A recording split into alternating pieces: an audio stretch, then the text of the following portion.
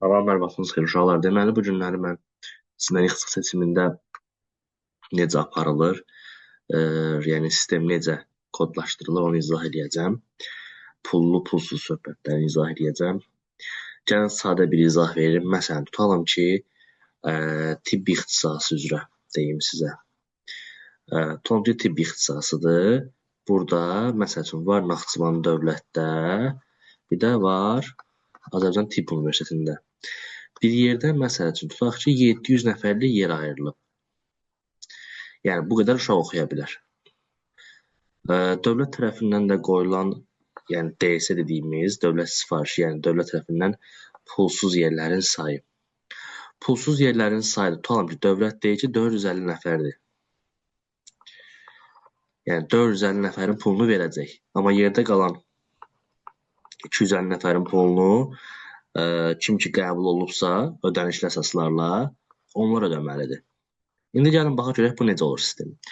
Uşaqlar var, bəzən deyir ki, müəllim, mənim filan qədər balım var, mən görəsən pulsuza düşəcəm. Məsələn, deyək ki, deyir mənim 580 balım var, mən görəsən Naxçıvanda pulsuza düşə bilərəm və yaxud da ki, mən Azərbaycan Tibb Universitetində pulsuza düşə bilərəm. Yəni, burada məsələ nədir? Mən onu sizə izah edeyim. Bu 450 nəfərlik pulsuz yer sayı var, ha. Yəni, bu 450 nəfərlik ilk kim kodlaşdırıbsa, yəni balı yüksək olanlar, ilk 450 nəfər həmin ora qəbul olub pulsuz oxuyacaq. Yəni, bu 450 nəfərin hamısı gedib Naxçıvan dövləti seçə bilər. Yəni, nə mənada 450 nəfərin hamısı? Təbii ki, 450 nəfərlik yer orada olmur. Yəni, bütün, belə deyim də, yüksək ballı uşaqlar gedib Naxçıvan seçə bilər. Oranın balı, məsəl üçün, deyək ki, oradakı yer doldu, 630 balın yığan uşaq axırıncı yerdədir. Həmin yerin keçid balı 630 bal olur. Həm pullusu, həm pulsuz. Orada əsas məsələ artıq axırıncı qəbul olunan uşaq 630, bir dənə də yazılar mötərizədə 630. Yəni, bu deməkdir ki, axırıncı qəbul olunan uşaq 630 balla pulsuza qəbul olub. Elə həmin o yerin də keçid balı olub 630 bal. Yəni, orada axırıncı qəbul olunan uşaqla bitib. Yerdə qalanlar da gəlir düşür digər universitetlərə, digər yerlərə. Gəlin, bax, belə bir şey izah eləyək. Tutalım ki, məsələn, bir yerə gedirsən, 20 nəfərlik yer var. Orada deyirlər sizə ki, 20 nəfərlik yerdən 15 nəfər pulsuzdur. 5 nəfər pulludur. Və sizi imtahan eləyirlər. İmtahan eləyirlər və müəyyən ballar toplanır. 100 bal üzərində, nə bilim, 98, 97, 96,5, nöqtə, tutalım ki, 20-ci adamın balı, 15-ci adamın balı var, tutalım ki, 82 bal, 16-cı adamın balı 81,5.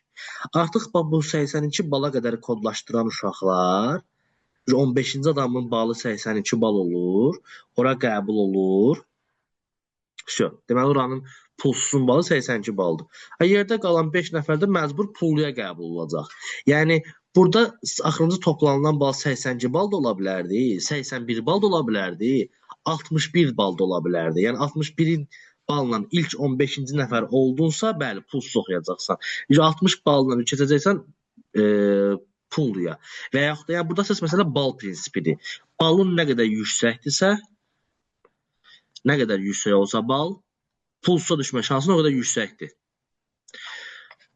Yəni, bal nə qədər yüksək olsa, o qədər də şansın yüksək olur pulsuza düşmə. Yəni, burada bal prinsipi heç kim balları yuxarı qaldırıb, aşağı endirmir. Yəni, bir də görsən uşaqlar deyir, müəllim, balları bu il qaldıracaqlar. Balları qaldıran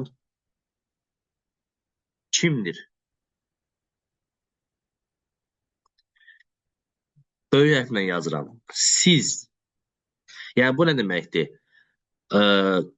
Qəbul imtahanında iştirak eləyən hər kəsin nəticəsi qəbul balına təsir eləyir. Balları endirən də sizsiniz. Nə qədər yüksək nəticə göstərirsə bu il uşaqlar, bal qalxır. Aşağı nəticə göstərəndə bal enir. Qısaca bunu bilin. Yəni, sizin qəbul olma faizinizi artıran sizin balınızdır və sizlə rəqabətə girən digər uşaqların balı. Hansı istiqamət üzrə verirsinizsə, məsələn, birinci qrupmu, ikinci qrupmu, üçüncü qrupmu. İndi bunu da nə bəlli eləyəcək? Təbii ki də bütün imtahanlar bitəndən sonra statistik nəticələr bəlli eləyəcək.